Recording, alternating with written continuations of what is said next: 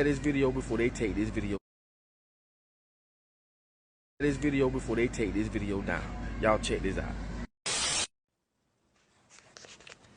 My name's Ian, and I am a tower climber. You know, I earned that title with my blood, sweat, and tears. I earned that title.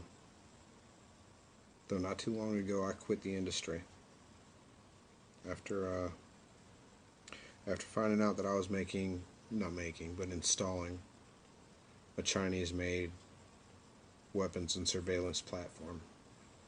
I took a $60,000 a year pay cut and entered another field. And I've been avoiding making this video. There's just never telling how far a video go. After a couple times going viral, I'm just kind of over it. But there's some things going on in the world now that I can't sit on the information and not tell you. Even though I may struggle with how to tell you. Look, alright, so there's a lot of myth and disinformation about 5G. And a lot of people are scared, and rightly so.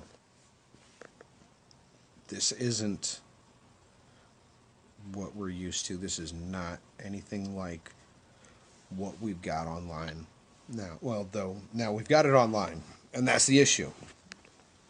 It's not just theoretical anymore. It's not just being installed in preparation of. It is online, and I'm being proven right, and I hate it.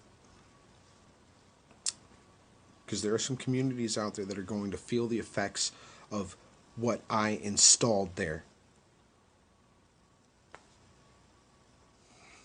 Where do I even start?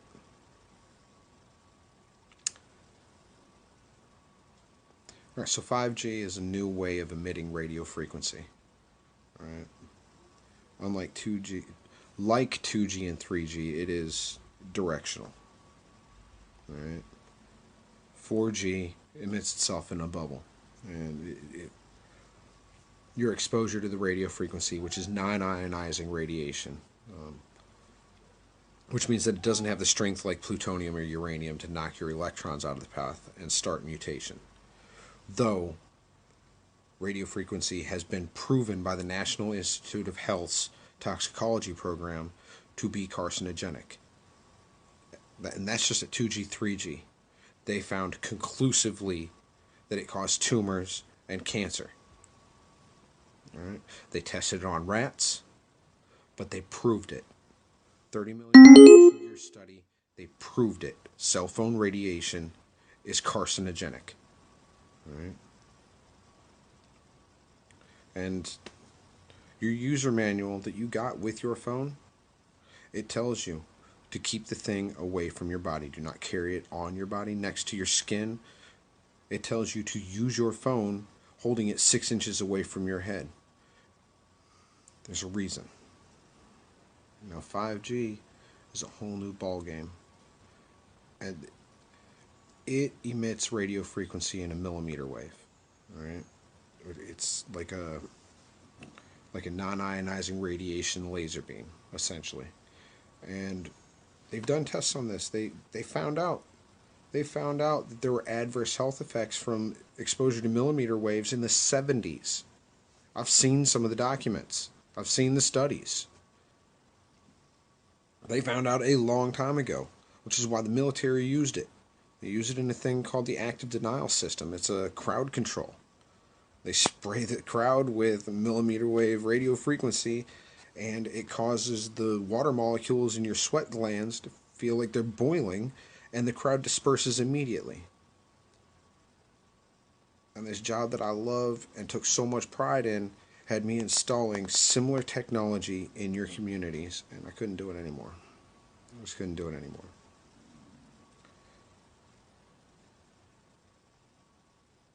And I made some videos, and a lot of people were scared, and rightly so. But then I just kind of dropped off. Wait. But there's some things going on in the world now that I can't not comment on. Because in November of 2019, the Wuhan district in China brought online the world's first smart city grid. You understand? They flipped the switch, turned on their 5G network at 60 gigahertz, and within 2 months they've got a outbreak. Respiratory illnesses. Now here's the real interesting thing about 60 gigahertz. 60 gigahertz is absorbed by oxygen. It's an interesting part of the radio frequency spectrum. 2.4 gigahertz, the same thing as your microwave and your cordless phone and your home router. Those all operate right around 2.4 gigahertz, and it interacts with hydrogen molecules, which is why water boils, because it interacts with the electrons, causes them to spin and excite. 60 gigahertz radio frequency, and it's looking like somewhere around 40 gigahertz does as well, interacts with oxygen molecules. It's absorbed by oxygen molecules, causes the electrons to spin, and it makes it impossible for the body's hemoglobin to break it down and bond it to iron, essentially rendering the air in the path of that laser beam unbreathable. And Wuhan turned theirs on in November.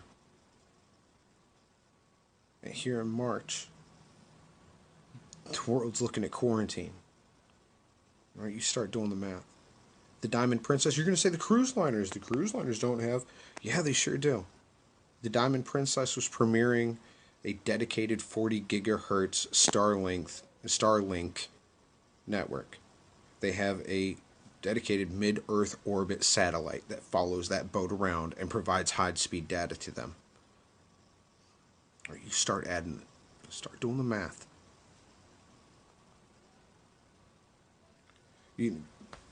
Wuhan turned theirs on. Then South Korea. Italy. Milan turned theirs on. The United Kingdom turned theirs on. There's cities all across America. And if you take a look at one of the outbreak maps and then overlay it with our 5G smart grid maps, and ding, ding, ding. Look, ladies and gentlemen, this technology is dangerous, and it is proving me right. I would have rather have been wrong. I would have rather have been dead wrong. But I'm being proven right, and there's so much misinformation out there and so much lack of knowledge and